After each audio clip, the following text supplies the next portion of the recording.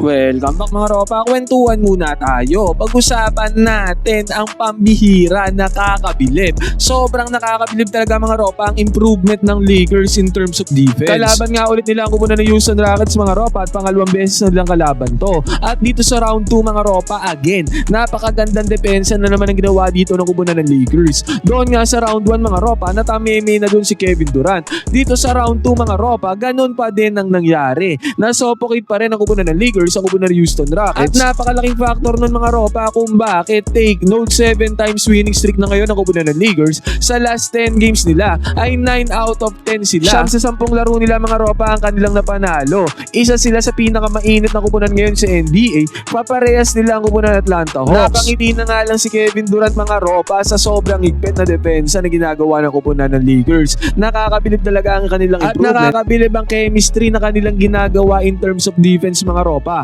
Nakuha na ng Lakers ang tamang flow, ang tamang chemistry, mapadepensa man yan at syempre sa opensa. Ngayon mga ropa, dito sa video na to, isa-isa na timay-imay natin ang napakahalimaw na depensa na ginamit ng kupunan ng Lakers para sa kupunan ng Houston Rockets. Dito na to sa may round 2 nila mga ropa. Ito ang game analysis at breakdown sa napakalaking improvement na ginawa ni Coach JJ Redick at ng kupunan ng Lakers in terms of defense. Simulan na natin to. Okay, game.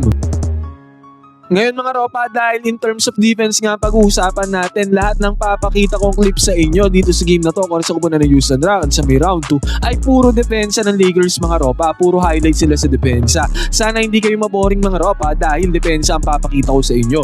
Ngayon mga ropa, ang lineup dito na nasa loob para sa court: LeBron James mga ropa, Austin Reeves, Luka Doncic at DeAndre Ayton. Ang nawawala lang dito sa may starting lineup mga ropa ay si Marcus Smart dahil pinalta na siya dito ni Rui Hachimura. At ang depensa ang gamit nga ng Lakers dito mga ropa ay man-to-man defense na may solidong help defense at rotation defense. At the same time mga ropa, dumo-double team pa sila pagka kinakailangan, lalo na kay Kevin Durant.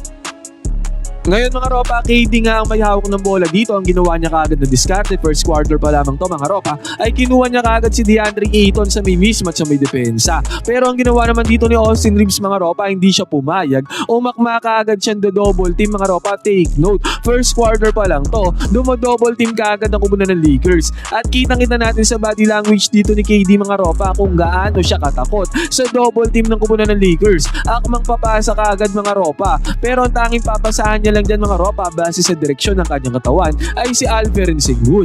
Ngayon mga ropa, pansinin naman natin si LeBron James na nandito sa may left side corner 3-pointer bumabantay. Actually nakasuon dyan si LBJ mga ropa kasi malayo naman yung bola. At nung nakita niyang natrap na dito si KD mga ropa, napapasa na, nagpunta kagad si LBJ sa likod dito ni Alperen Sengun. At nung pumasa na nga mga ropa, kitang-kita natin ang napakagandang depensa na ginawa dyan ni LBJ. Presence of mind kumbaga mga ropa, na steal niya ang bola dito galing sa likod ni Alperen Sengun. Walang idea dyan mga ropa si Alperen Sengun na nandiyan na si LBJ sa kanyang likodan, kaya ang tendency outcome nito is still mga ropa, great defense. At ang mas maganda nga dito, defense turns into offense para sa kupunan ng Lakers. Sumama pa nga sa picture dyan si Alperen Sengun sa slam dunk dito ng 41 years old, pinakamatanda sa loob ng court. At eto mga ropa, bago matapos ang first quarter to, binalik na ni Coach JJ Redick, nakapahinga na dito si Marcus Smart at tinatauan niya nga dito si Kevin Durant mga ropa.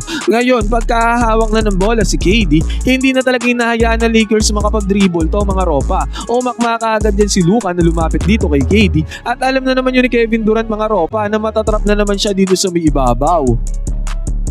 Pero hindi na kinailangan dito ni Marcus Smart itong si Luka Doncic dahil active hands, kayang-kaya ng suluhin ni Marcus Smart itong si Kevin Durant. Take note mga ropa, ang bumabantay lang kay KD sa team ng Lakers mga ropa ay si Marcus Smart at si Austin Reeves. Dalawang players lamang mga ropa na parehas pagwardya. Kung tutusin, mismatch sa tangkad mga ropa, pero yun ang pang-counter ng kupunan ng Lakers. Mas naiilang pa kasi si Kevin Durant sa mga maliliit na defenders mga ropa at naging successful nga ang steal dyan ni Marcus Smart. Tendency outcome pa nito sa may fast break na naman, open na open si Luka Doncic sa may 3-point area, defense turns into offense na naman para sa kupunan ng Lakers. Si Reed Sheppard naman ang umatake dito mga ropa, sumubok ng pick and roll gameplay dito ang kupunan ng Houston Rockets. Yun nga lang, na-check dyan ni Luke Kennard. Ang gagawin dito ni Reed Sheppard na still ni Luke Kennard ang bola mga ropa. Take note, hindi lang basta shooting ang mayroon si Luke Kennard, solid din ang kanyang depensa. Tendency outcome niyan, defense turns into offense na naman para sa kupunan ng Lakers dahil nagkaroon ng easy 2 points dito dito si Luka Doncic. At eto nga mga ropa, sa pagkakataon na to, KD binabantayan ulit dito ni Marcus Smart at pilit talagang kinukuha ni Kevin Durant sa mid-depensa itong si DeAndre Ayton. Pero nung nangyari yan mga ropa na nagdi-dribble na si KD, Luke Kennard mga ropa, automatic dumobble team kaagad, blitz kaagad nila dito si Kevin Durant. Ngayon mga ropa, kitang-kita sa body language, nataranta kaagad si Kevin Durant. Yan pala ang weakness ni KD mga ropa. Yang ganyan mga double teams, hindi niya kinakaya mga ropa, natataranta kaagad siya. Pero maganda dito mga ropa, pagkapasa ng bola ni KD, magandang rotation, magandang close out sa may depensa ang ginawa dito ng Lakers. Yung dumobble team na si Luke Kennard, nag-rotate doon sa may kabila. At walang players ng Houston Rockets dyan ang walang bantay mga ropa. At ang nangyari nga dito, inatake ang depensa ni Luke Kennard. 4 shot yan mga ropa, pero still naipasok yan ang kupunan ng Houston Rockets. Good defense to para sa Lakers mga ropa ha. Napigilan nila si Kevin Durant, at the same time nagkaroon ng 4 shot ang Rockets. Yun nga lang dito naman natin nasasabi, yung mas maganda ang opensa kaysa sa depensa. At eto mga ropa, pinipilit talaga ng kupunan ng Houston Rockets na pumunta kay Kevin Durant at makuha ni KD ang depensa ni DeAndre Ayton. Pero again mga ropa, heto kahawak pa lang ng bola ni Kevin Durant. Nandito kaagad si Luke Kennard mga ropa para dumobble team. Willing si Luke Kennard mga ropa na iwanan yung kanyang binabantayan kasi talagang maganda na ang rotation ng Lakers mga ropa. Pag may naiwanan sa binabantayan, may rumorotate kaagad na isa pang player para hindi magkaroon ng butas sa may depensa. Ang ginawa naman dito ni KD mga ropa, again as usual, hindi siya makapagmando ng bola, hindi siya makapag-dribble, hindi siya makapag-make ng move mga ropa. Ang tanging option niya na lang dyan, ipinasa niya yung bola sa kanyang teammate dito sa may gitna. At kitang-kita natin yung rotation na ginawa dyan ni Luke Kennard mga ropa, napunta yung bola sa may right side court 3-pointer, pero nakarotate kaagad dyan si Luke Kennard na galing kanina sa may depensa against kay Kevin Durant. Kaya well contested shot yan mga ropa at nagminten sa tirada dito ng kupunan ng Houston Rockets. Ngayon mga ropa, papakita ko naman sa inyo pag hindi pumupunta ang kupunan ng Houston kay Kevin Durant. Ang nangyari dito mga ropa, dahil nga hindi umahawak ng bola si KD, tapat-tapat lamang ang depensa dito ng Lakers. Walang double team na nangyari mga ropa kasi walang offensive threat, walang malaking offensive threat maliban nga kay KD mga ropa, kaya tapat-tapat lang ang depensa. Ngayon mga ropa, nagbalasa ng bola dyan ang kupunan ng Rockets at kitang-kita natin wala namang naiwanan dito. Pero nung pag-atake sa may gitna mga ropa, napakagandang close out ang ginawa dyan ni DeAndre Ayton.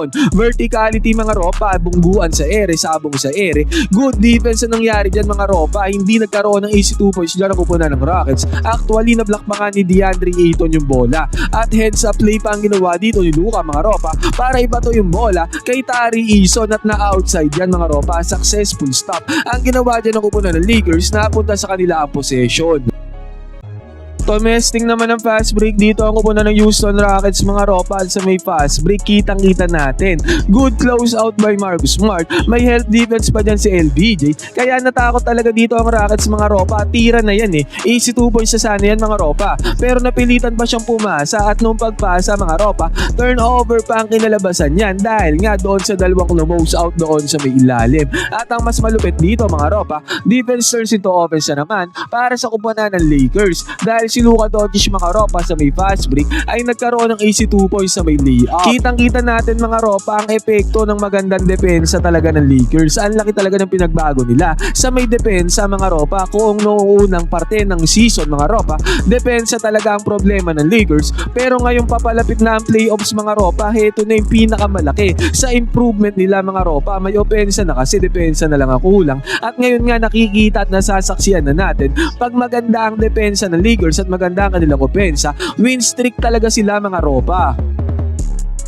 At dito mga ropa, again, sumubok na naman pumunta ang kupunan ng Houston Rockets kay Kevin Durant. At sa pagkakataon na to, si Ayton na naman ang kanyang hinahanap. Pero kitang-kita natin dito mga ropa, grabe yung sprint dito ni Marcus Smart. Nakakatakot yung kanyang double team na ginawa dito kay KD. Nataranta kaagad dyan si Kevin Durant mga ropa. Takot na si Kevin Durant sa depensa ni Marcus Smart mga ropa. Double team na naman ang binigay dyan ni Marcus Smart mga ropa, kaya napilitan na naman na pumasa dito si KD. At ang nangyari dyan mga ropa, bumalik yung bola kay KD. This time naman, Marcus Smart at Austin Reeves na ang dumobol kay KD. Wala talagang maging galaw dito si KD mga ropa. Nauubusan siya ng lupa pagka dinodouble team siya, lalo na ni Marcus Smart at ni Austin Reeves mga ropa na pesky defenders. Naagaw nga din ni Marcus Smart ang bola mga ropa. Ang lupit talaga dumepensa. Sobrang commendable talaga mga ropa. Napakalaking bagay ni Marcus Smart. As a veteran, pinangungunahan niya ang defensive anchorage ng kupunan ng Lakers.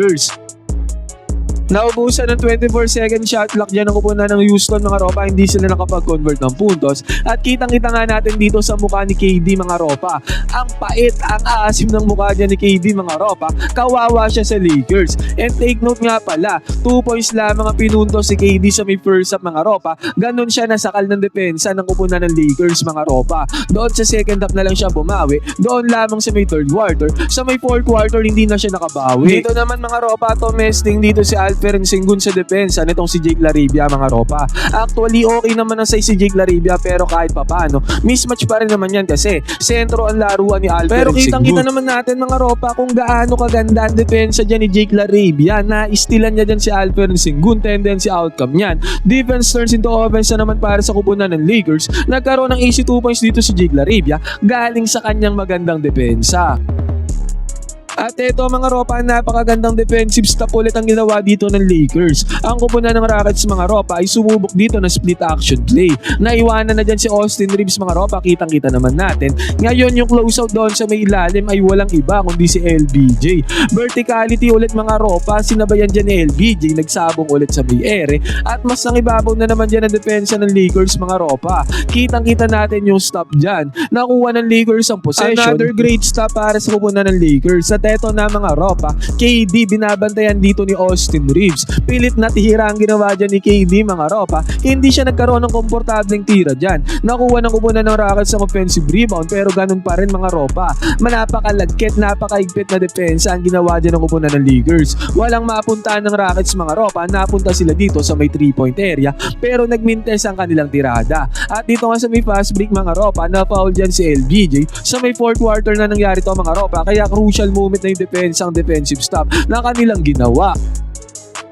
At eto din mga ropa, doon to sa crucial moment nangyari. Naghahabol dito ang kupunan ng Rockets mga ropa, pero again, blinak lang dito ni Rui ang tirada dito ni Alperen Sengun. Good defensive stop na sana yan mga ropa, pero sinuwerte pa ang kupunan ng Rockets. Nakuha pa nila yung second chance points. At eto din mga ropa, dahil sa malagkit na depensa to ng kupunan ng Lakers sa dulo na to ng laro mga ropa, clutch defense na to. Nag-turnover dyan si Alperen Sengun at eventually nga, naselyuan ng Lakers ang panalo mga ropa. Napakita ko sa inyo yung mga defensive stops, napakagagandang defensive stops na ginawa dito ng Lakers mga ropa. Sibak talaga ang kupunan ng Houston Rockets sa round 2 ng kanilang laban. Ngayon mga ropa, ano masasabi nyo sa performance dito ng kupunan ng Los Angeles Lakers in terms of defense?